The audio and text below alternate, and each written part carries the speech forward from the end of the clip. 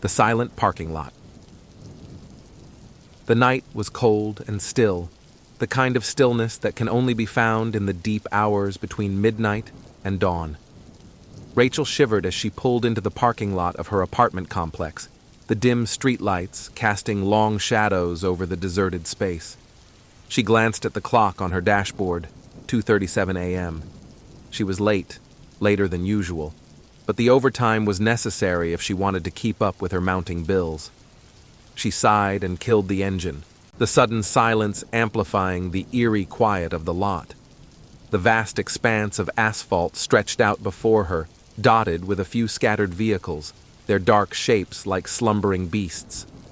The wind picked up, rustling the leaves of a nearby tree and sending a shiver down her spine. She told herself it was just the chill of the night, but a nagging sense of unease gnawed at the back of her mind. Rachel gathered her things, a purse, a plastic bag with a leftover sandwich, and her work laptop before stepping out of the car.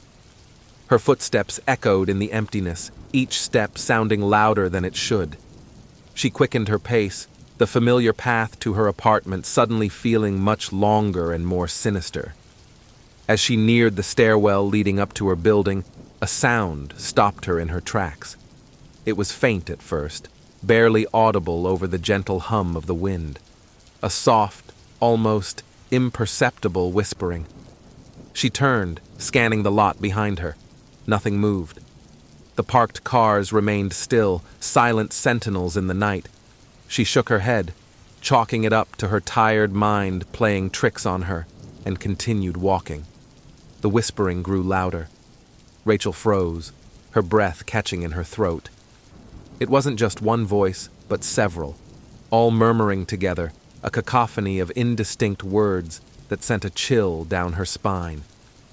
She turned slowly, her eyes wide with fear, searching for the source of the sound. There, in the far corner of the lot, she saw it. A dark figure standing motionless between two cars, barely visible in the shadows. It was too far away to make out any details, but the presence of another person at this hour was unsettling enough. Rachel's heart pounded in her chest as she forced herself to move, her legs feeling like lead. She hurried up the stairs, not daring to look back until she reached her door. Her hands trembled as she fumbled with the keys, finally managing to unlock the door and slip inside. She slammed it shut behind her, leaning against it as she tried to catch her breath. The apartment was dark and quiet, a stark contrast to the oppressive atmosphere of the parking lot. Rachel flicked on the lights, the warm glow providing a small measure of comfort. She checked the locks on the door twice before heading to her bedroom, the events of the night still fresh in her mind. She told herself it was nothing, just a random person passing through the lot, maybe a late-night dog walker or a fellow insomniac. But the whispering, that was harder to explain. She tried to push the thought from her mind as she climbed into bed, but sleep did not come easily. Every creak and groan of the building seemed amplified in the silence, and she couldn't shake the feeling of being watched. The next morning, Rachel awoke to the harsh blare of her alarm clock. She groaned, her body protesting as she dragged herself out of bed. The unease from the night before still lingered, but she brushed it off as she got ready for work. She couldn't afford to dwell on it. There were bills to pay, after all. The day passed in a blur of meetings and paperwork, the usual grind that had become her routine. By the time she left the office, the sun was already setting, casting a golden hue over the city. She dreaded the thought of returning to the parking lot after dark, but there was no avoiding it. As she drove home, she kept glancing at the clock, willing the minutes to slow down. She arrived at the apartment complex just as the last light of day faded from the sky, plunging the lot into shadow. She parked as close to her building as she could, her heart racing as she stepped out of the car. The lot was empty, just as it had been the night before. Rachel hurried towards the stairwell, her eyes darting around nervously. The whispering didn't start until she was halfway there. She stopped, her pulse quickening as she strained to hear. It was the same as before, a low, unintelligible murmur that seemed to come from all directions at once. She turned slowly, her eyes scanning the lot. There, in the same corner, was the figure. Closer this time, its features still obscured by the shadows. Rachel didn't wait to find out more. She bolted for the stairs, taking them two at a time, not stopping until she was safely inside her apartment. She locked the door behind her, her breath coming in ragged gasps.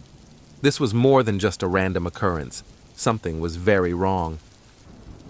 She paced the living room, her mind racing. She considered calling the police, but what would she tell them? That she was being followed by a shadowy figure in a parking lot. They would dismiss her as paranoid, or worse, delusional. She decided to wait, to see if it happened again.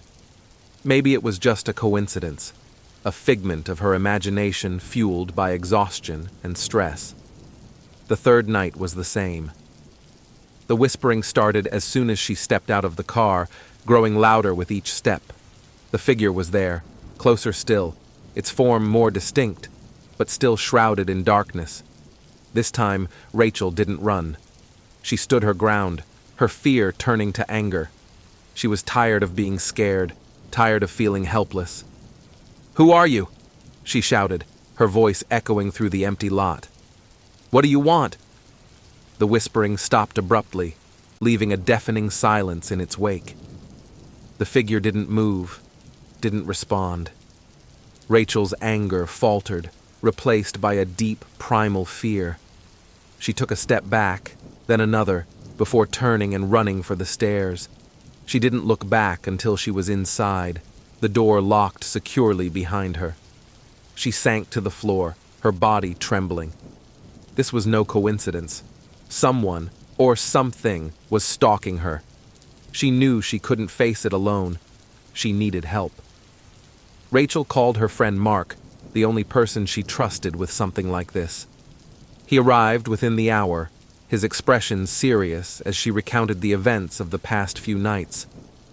"Are you sure it wasn't just your imagination?" he asked, though his tone suggested he believed her. "I'm sure," Rachel replied, her voice firm. "I know what I saw, what I heard. There's something out there." Mark nodded, his face grim. "Okay. Tomorrow night I'll come with you. We'll figure this out together." Rachel felt a surge of relief. She wasn't alone anymore. With Mark by her side, maybe they could get to the bottom of this. The next night, Mark arrived just before sunset. They parked side by side, the presence of another person providing a small measure of comfort. As they stepped out of their cars, Rachel tensed, waiting for the whispering to start. It didn't. They walked together towards the stairwell, Rachel's eyes scanning the lot nervously. There was no sign of the figure, no eerie whispers carried on the wind. She felt a flicker of hope. Maybe it was over, whatever it was. But as they reached the stairs, the whispering began. Louder this time, more insistent. Rachel grabbed Mark's arm, her heart pounding in her chest. "Do you hear that?" she whispered. Mark nodded, his eyes wide. "Yeah, I hear it." They turned slowly, their gazes locked on the corner of the lot.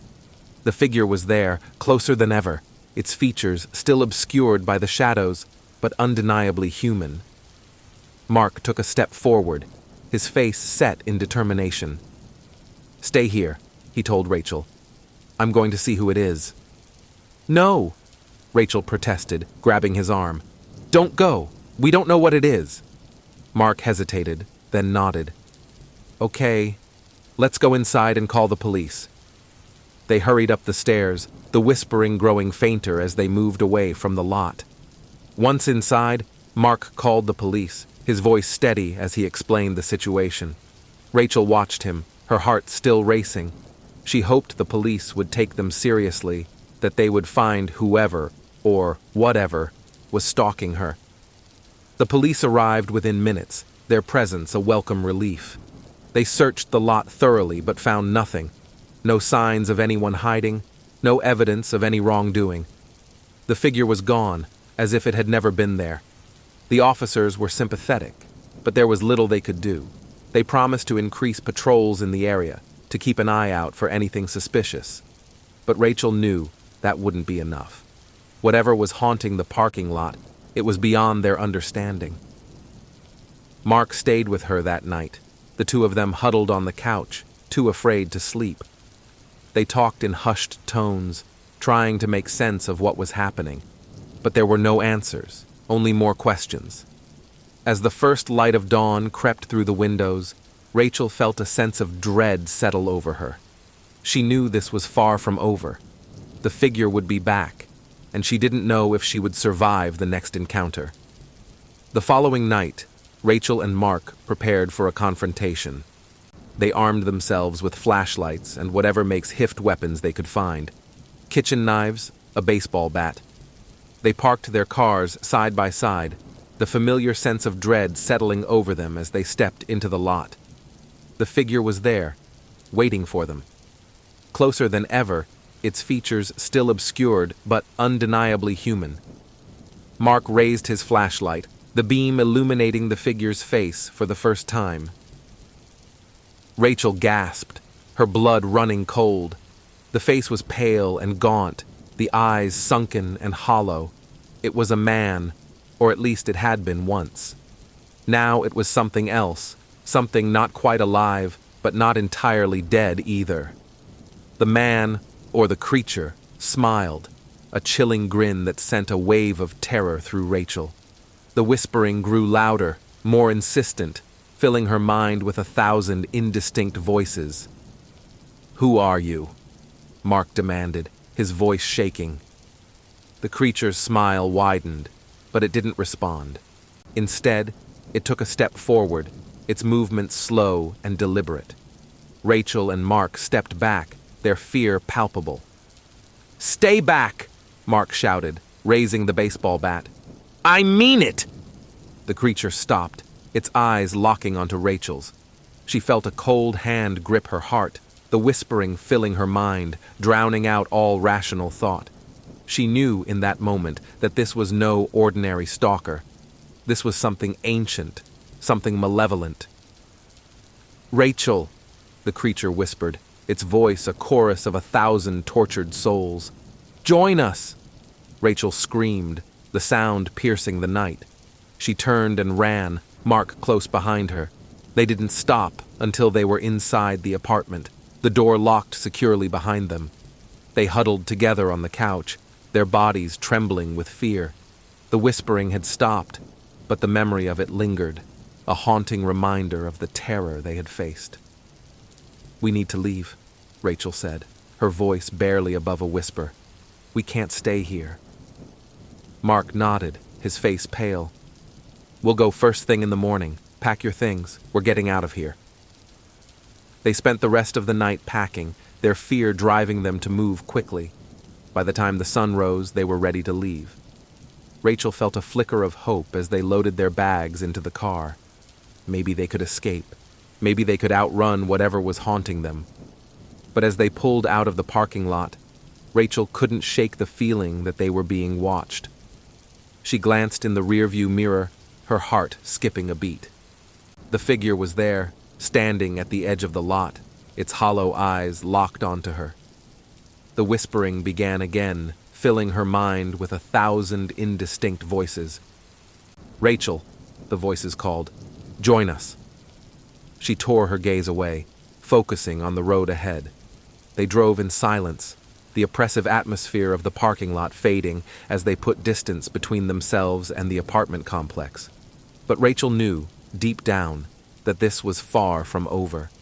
The figure would follow them, the whispering would continue. There was no escaping it. She could only hope to survive, to find a way to end the nightmare that had taken over her life. They drove for hours, not stopping until they reached a small town miles away from the city. They checked into a motel, the dingy room providing a small measure of comfort. Rachel collapsed onto the bed, exhaustion finally catching up with her. Mark sat beside her, his expression grim. "What do we do now?" he asked. Rachel shook her head, tears welling in her eyes. "I don't know. I don't know how to stop it." Mark took her hand, his grip firm. "We'll figure it out. Together. We won't let it win." Rachel nodded, clinging to his words. They had to find a way to end this, to rid themselves of the malevolent presence that had taken over their lives. She didn't know how, but she knew they had to try. The next few days were a blur of research and sleepless nights. They scoured the internet for any information on the creature, any clues that might help them understand what they were dealing with. They found stories of hauntings and possessions, tales of malevolent spirits and ancient curses, but nothing that matched their experience exactly. Rachel felt the weight of despair settle over her. What if there was no way to stop it?